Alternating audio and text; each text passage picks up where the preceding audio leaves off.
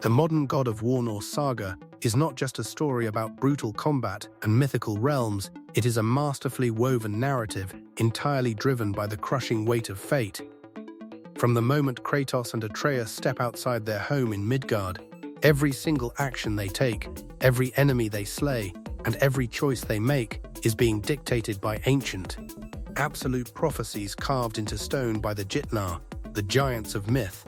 The central tragedy of the Norse gods is their relentless, arrogant attempt to rewrite these prophecies, a desperate struggle that ironically forces those exact fates to materialize down to the absolute millimeter. But while casual players only notice the massive, explosive conclusions, the narrative architecture of Santa Monica Studio hides dozens of subtle, microscopic prophetic threads that were laid years in advance, waiting to be decoded. If you want to pull back the curtain on the deepest lore, hidden psychological layers, and narrative secrets of the gaming world's greatest masterpieces, take a brief second right now to subscribe to the Explanation Hub. Turn on your notifications and smash that like button. We break down the forensic reality of the stories you love every single week. And today, we are systematically unlocking the grid of every major Norse prophecy that came true in God of War. The death of Balder and the arrival of Fimbulwinter, we begin our analysis with the structural catalyst for the entire Norse apocalypse, the death of Balder. In Norse lore, the Norns and the giants prophesied that the death of Odin's invulnerable son would be the definitive cosmic trigger that initiates Fimbulwinter, a brutal, 3-year-long winter that completely freezes the 9 realms, acting as the immediate prelude to Ragnarok. To prevent this, Freya notoriously placed a spell of absolute invulnerability on Balder, making him immune to all physical and magical threats, but leaving a single, hidden vulnerability: mistletoe. What makes this prophecy so masterfully executed is the sheer narrative irony of how it comes to fruition. Freya's desperate, suffocating attempt to outsmart fate is the exact reason the prophecy succeeds. By binding mistletoe arrows to Atreus' quiver early in the journey, Kratos accidentally introduces the weapon into the ecosystem. When Balder strikes Atreus in the chest during their final cataclysmic duel, the mistletoe breaks his curse of invulnerability. Kratos subsequently snaps Balder's neck, fulfilling the ancient prophecy to the letter. The moment Balder's life leaves his body, snow begins to fall over a decaying Midgard. Freya's hyperfixation on defying the prophecy was the very engine that drove it to completion, proving that in the God of War universe, fate does not avoid your choices, it uses them.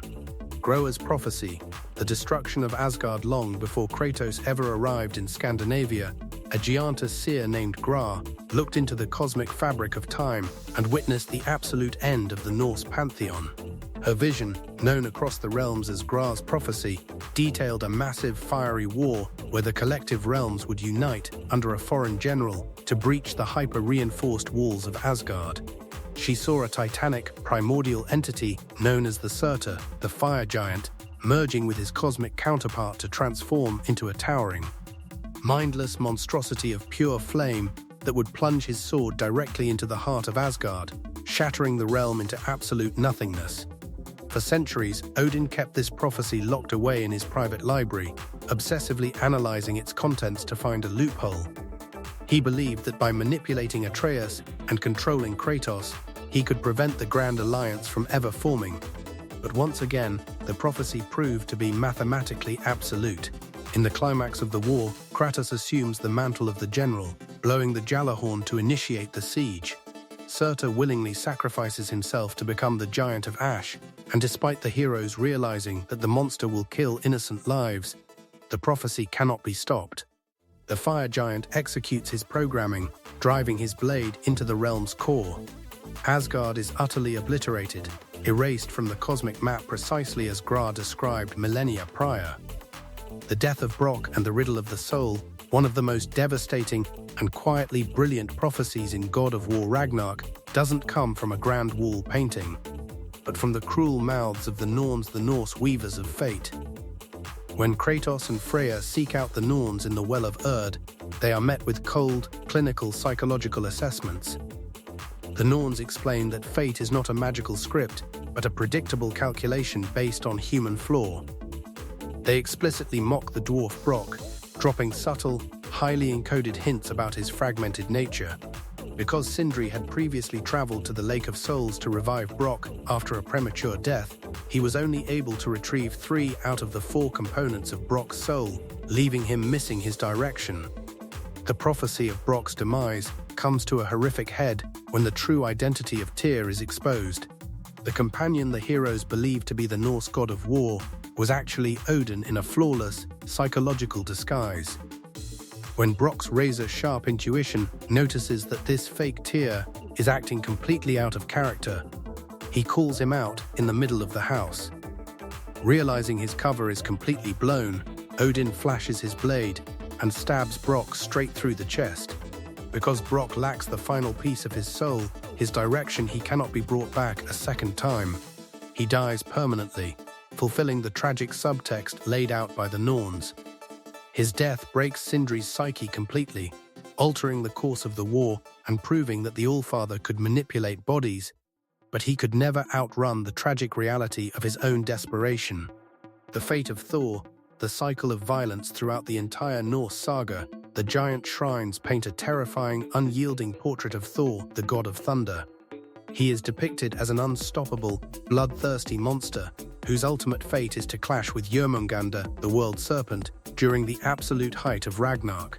The prophecy states that their battle will be so cosmically violent, it will physically splinter the world tree, Yggdrasil, casting the serpent backward through the fabric of time. Furthermore, the tapestries heavily imply that Thor is destined to die as a direct pawn of Odin's tyrannical ambitions. When the sky splits open during the siege of Asgard, this prophecy plays out with breathtaking visual fidelity. Thor engages the grown Jörmungandr in a duel that shakes the foundational roots of reality, delivering a hammer blow so immensely powerful that the serpent vanishes into a flash of temporal light, landing squarely in the past of the previous game. But the true fulfillment of Thor's tragic prophecy lies in his internal character arc. After Kratos defeats Thor in a brutal duel, he chooses to lower his weapon, offering Thor a chance to break the multi-generational cycle of violence for the sake of their children. Thor, realizing the absolute truth of Kratos' words, refuses to fight any longer. Enraged by this sudden act of defiance, Odin steps into the light and executes Thor on the spot using his spear, Gungnir. Thor dies exactly as the giants predicted, a tragic casualty of his father's insatiable hunger for control. The final panel, the subversion of Loki and Kratos, this brings us to the absolute centerpiece of the entire narrative arc, the final hidden mural found in Jötunheim at the conclusion of the 2018 masterpiece. The painting depicts the entire journey of Kratos and Atreus with stunning accuracy, but the final, terrifying panel shows Atreus labeled as Loki cradling a dying, bloodied warrior in his arms, with a strange, magical language flowing out of his mouth. To every single player, and to Kratos himself, this panel was an explicit prophecy that Kratos was destined to die at the conclusion of Ragnarok, leaving Atreus to fall under the manipulative guidance of Odin. For the entirety of Ragnarok, Kratos operates under the grim acceptance of this impending doom, adjusting his parenting to ensure Atreus can survive completely on his own. But the genius of the writers lies in a profound philosophical twist. The prophecy did come true, but the identity of the dying figure was completely misunderstood. The figure in the mural was not Kratos, it was Odin. In the closing moments of the war, after Odin is thoroughly defeated, Atreus holds the broken Allfather in his arms. As Odin refuses to change his ways, Atreus uses a giant spell to gently whisper Odin's soul out of his body, trapping it securely inside a magical marble. The visual composition matches the Jötunheim wall perfectly. Furthermore, behind that final panel lay a secondary, hidden shrine that Kratos discovers after the dust settles. It shows a new prophecy, one where Kratos doesn't die as a despised god of destruction, but is instead worshipped, loved, and revered by the entire world as a benevolent god of peace and restoration. By consciously choosing to prioritize justice over raw vengeance, Kratos did not break fate, he completely unlocked its truest, highest meaning. Reclaiming the path, the grand tapestry of God of War reminds us that prophecies are never just magical constraints, They are mirror images of our deepest psychological patterns. Odin failed because he tried to manipulate the world to save himself, while Kratos succeeded because he changed his internal character to save his son. The Norse saga proves that true power isn't about destroying the threads of fate, but having the wisdom to weave a better path forward. Thank you for exploring the grand design of the gaming world's greatest narrative with us today on the Explanation Hub. Drop a comment right below and tell us which specific prophetic twist absolutely blew your mind during your playthrough. And let us know if you think Kratos' journey into the pantheon of peace is his ultimate ending. If this complete analysis brought you immense value, make sure to hit that subscribe button right now, drop a like on this video, and share it with your fellow lore enthusiasts. Stay analytical, keep questioning the stories you consume, and we will see you on the very next breakdown.